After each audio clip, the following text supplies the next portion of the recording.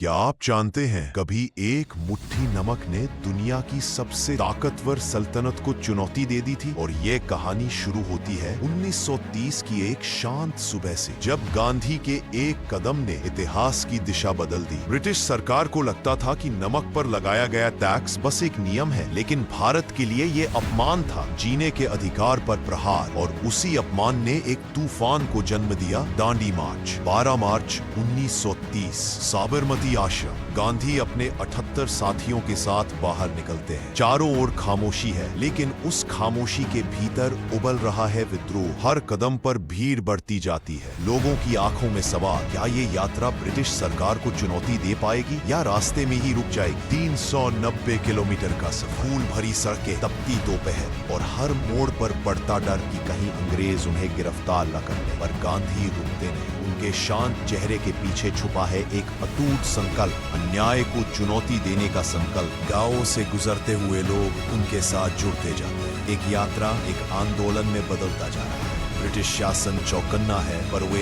एक बात नहीं समझ पा रहे, यह सिर्फ गांधी की यात्रा नहीं, एक जागते हुए राष्ट्र की यात्रा। 6 अप्रैल 1930 दांडी का समुद्र तट, लहरें उठ रही हैं, मानो प्रकृति खुद इंतजार कर रही हो। गांधी झुकते हैं और उठाते हैं एक चुटकी नमक, बस इतना ही। ना कोई हथियार, ना कोई हिंसा, सिर्फ एक चुटकी नमक। लेकिन इसकी गूंज इतनी जोरदार थी कि ब्रिटिश साम्राज्य की जड़ें हिल गई। उस क्षण भारत को विश्वास हो गया, असली आजादी ताकत से नहीं, सत्य और संकल्प से मिलती है। दांडी यात्रा सिर्फ एक मार्च नहीं थी, यह वह चिंगारी थी जिसने आजादी की लौ को भड़काया और दुनिया को दिखा दिया कि कभी कभी सबसे बड़ी क्रांति सबसे शांत कदमों से शुरू होती है।